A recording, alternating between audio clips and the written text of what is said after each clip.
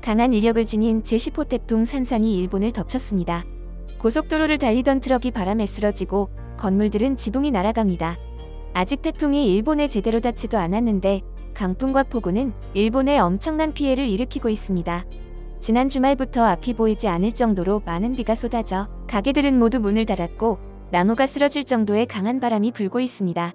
일본 기상청은 태풍 산산이 규슈 지방에 상륙한 뒤 열도를 종단하듯 북동쪽으로 이동할 것으로 예상합니다. 경로와 위력을 보면 지난 2019년 10월 100명 가까운 사망자를 냈던 태풍 하기비스와 비슷할 것이라는 우려가 나오고 있습니다. 게다가 이번 태풍은 이동 속도가 시속 10km 정도로 느려 일본 전역에 피해를 입힐 가능성이 점점 더 커지고 있습니다. 일본 공항 대부분의 항공편이 결항되었고 신칸센도 전면 중단됐습니다. 지진에 이어 계속되는 자연재해로 인해 일본은 극도의 불안과 공포에 휩싸여 있습니다. 이달 초 대규모 지진이 일어나 건물들이 흔들리고 도로가 갈라지며 도시 곳곳이 파괴되었습니다. 여기에 이번 달 들어 4번이나 초강력 태풍이 몰아치면서 광범위한 지역에 폭우와 홍수 피해를 입으며 수많은 이재민이 발생했습니다. 이러한 재난 상황이 지속되면서 일본이 예상치 못한 위기에 직면하게 되었습니다. 바로 쌀 부족 현상입니다. 재난과 혼란 앞에 쌀 사재기 현상이 전국적으로 벌어지고 있어 사회적 혼란이 가중되고 있는데요. 마트에는 쌀을 구매하려는 사람들이 장사진을 이루고 있지만 쌀을 구하기란 쉽지가 않습니다. 쌀은 기본 중의 기본인데 어떻게 쌀이 떨어질 수 있는 걸까요? 사실 일본의 쌀 부족 현상은 이미 예견된 사건이었습니다. 산케이 신문 등 주요 매체의 보도에 따르면 지난해 여름 폭염 여파로 올해 쌀 유통량이 급감했고 전국적인 품귀 현상이 빚어지고 있다고 합니다. 또한 50년간 이어진 쌀 감산 정책이 근본 원인이란 지적도 제기됐습니다. 일본 학교 급식이나 가정식 밥상을 보면 알 수 있듯이 일본인들은 사실 반찬을 거의 먹지 않습니다. 편의점에도 소금만 들어있는 흰쌀밥 주먹밥이나 반찬이 거의 필요 없는 삼각김밥을 많이 먹었고 반찬 대신 맛있는 밥을 최고라 여겨왔죠. 그래서 농가들은 쌀 품질을 높여 농가 수입을 유지했고 그 대신 쌀 생산량은 자연스럽게 줄었습니다.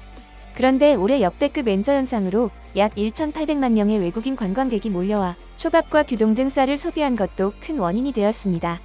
일본 경제가 바닥이 난 상태에서 관광객이 몰려올 땐 그저 즐거웠지만 다가올 재난을 미처 예측하지 못했던 거죠.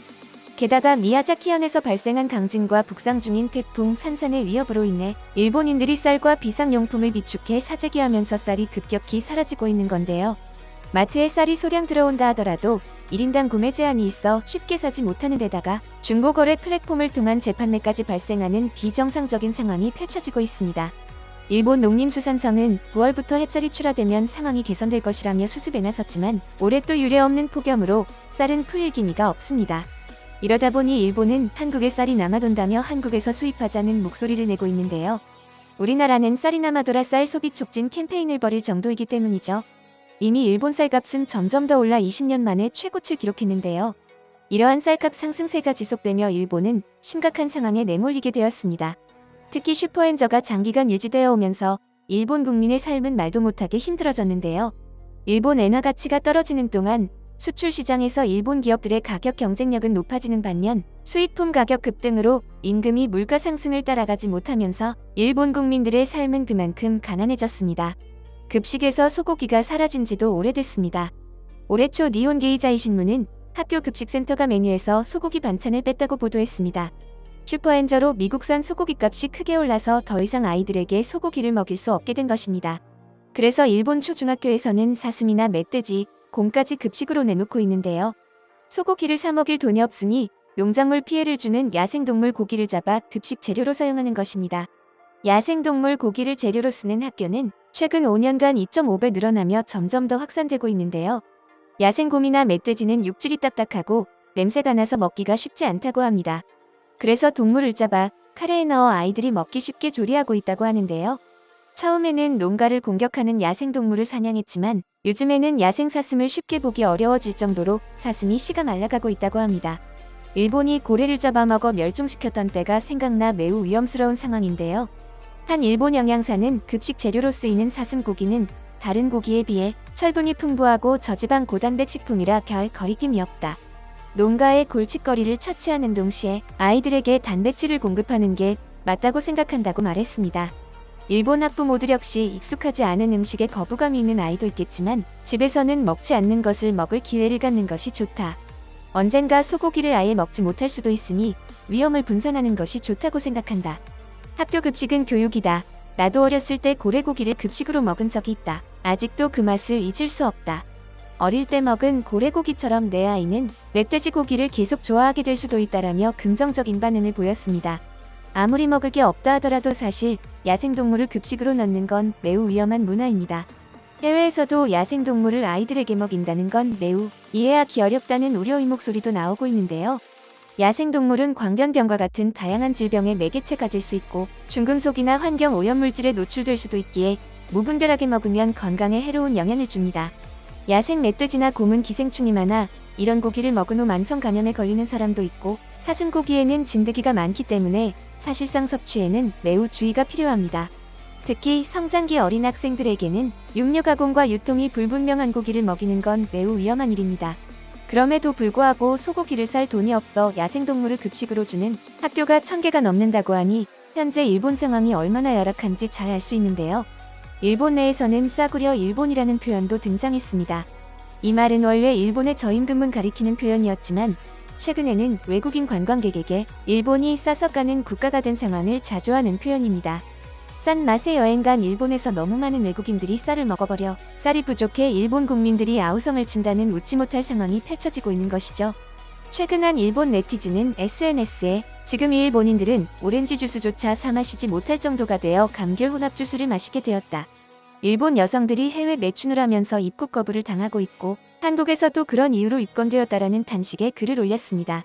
이 글은 순식간에 1000만 조회수를 기록하며 일본이 실제로 가난해졌음을 공감하는 댓글이 많았습니다. 그런데 국내에 퍼진 영상 하나가 사회에 큰 파장을 일으키며 논란이 되고 있습니다. 기울어진 문과 간이벽, 언제 내려앉아도 이상하지 않을 천장과 구멍 난 벽, 시멘트 벽돌 옆에 놓인 간이 침대, 너무나도 열악해 보이는 이 공간 속에 자랑스럽게 걸린 태극기가 눈에 띕니다. 1952년 한국 역사상 가장 치열했던 전투로 꼽히는 한국전 백마고지 전투에서 활약한 참전용사가 바로 이곳에 거주하고 있다는 소식이었습니다. 6.25 전쟁 당시 북한에 끌려갔다가 풀려난 한국전에 다시 참전했던 그는 온갖 순환을 겪어오며 우리나라의 자유를 위해 싸웠습니다. 하지만 그에게 돌아온 건 하나, 가난이었습니다. 최근에는 사랑하는 아내 역시 고령의 나이로 폐가 굳어지는 병에 걸려 시한부 판정을 받았고 그의 삶은 지독히도 힘들었다고 전해지는데요. 하지만 여전히 한국전에 참전한 것을 후회하지 않는 듯 집에는 표창장과 태극기가 걸려있는 것이 보여 많은 한국인들의 가슴을 쓰리게 했습니다. 이런 그에게 가장 필요했던 건 감사합니다 한마디였을 텐데요. 그런데 최근 한 한국인들이 그의 옆에 나타났습니다. 너무 늦었습니다. 죄송합니다. 한국을 지켜주셔서 감사합니다라는 참전용사가 가장 원했던 한마디와 함께 수십 년 동안 무더운 여름을 보냈을 그에게 에어컨을 비롯한 세탁기, 전자레인지 등 일상생활에 필요한 가전제품과 함께 이로 인해 발생될 전기세 일부 등을 지원할 것임을 전했습니다. 이들은 그들의 피땀 청춘 위에 살고 있는 우리가 나설 때라며 당장 지원할 것을 결정하였고 그는 한국을 위해 쌓은 위대한 업적을 많은 사람들이 잊지 않고 기억하고 있다는 것을 이제야 느끼게 되었습니다. 이 한국인들은 인프레쉬라는 기업의 소속으로 꾸준한 사회 공헌을 해오며 극찬을 받은 바 있습니다. 얼마 전에는 피부암에 걸린 참전용사가 씻지도 못하는 상황에 처하자 시급히 화장실 개선 후원을 진행하였고 이외에도 한국을 비롯한 에티오피아, 필리핀, 콜롬비아, 태국까지 수백 수천 킬로미터가 떨어진 곳이라도 망설이지 않고 찾아가 필요한 금전, 물품, 의료 지원 등을 진행했습니다. 이에 외신을 비롯한 해외 네티즌들은 한국이란 국가에까지 감동하고 있는데요. 인프레쉬가 이런 행보를 이어오는 이유는 아주 명확합니다. 한국인이기 때문에. 이 기업의 한마디는 많은 한국인들의 심금을 울렸고 한국전 역사에 대해 무관심하던 사람들까지 관심을 갖게 했습니다. 또한 많은 사람들이 기업에 동참을 원하며 후원 창구에 대해 문의를 하자 최근 6.25 참전용사분들에게 후원되는 특별 굿즈를 출시했는데요. 영원히 펄럭이는 태극기를 담은 이 볼캡과 티셔츠는 참전용사들의 헌신과 노고를 잊지 않겠다는 다짐을 보여주고 있습니다. 그리고 일상 속에서도 착용 가능한 이 상품들을 통해 수많은 한국인들이 동참하며 금명단이 날이 갈수록 길어지고 있습니다. 또한 그 마음이 많아질수록 한국, 태국, 필리핀, 에티오피아, 콜롬비아까지 각국의 참전용사가 도움을 받고 있으며 앞으로 참전국 16개국의 더 많은 참전용사들이 도움을 받게 될 것입니다. 정말 믿을 수 없는 행보를 보이고 있는 기업입니다. 저 또한 한국인으로서 동참하였으며 영상을 통해 평소 참전용사분들을 돕고 싶었던 분들이 있으시다면 많은 동참 부탁드리겠습니다. 후원 상품의 구매처는 고정 댓글에 남겨두겠습니다. 여러분들의 동참이 큰 힘이 될 것입니다. 감사합니다. 여러분의 소중한 의견을 남겨주세요. 바쁘시더라도 구독과 좋아요 부탁드립니다. 지금까지 단골이시였습니다. 시청해주셔서 감사합니다.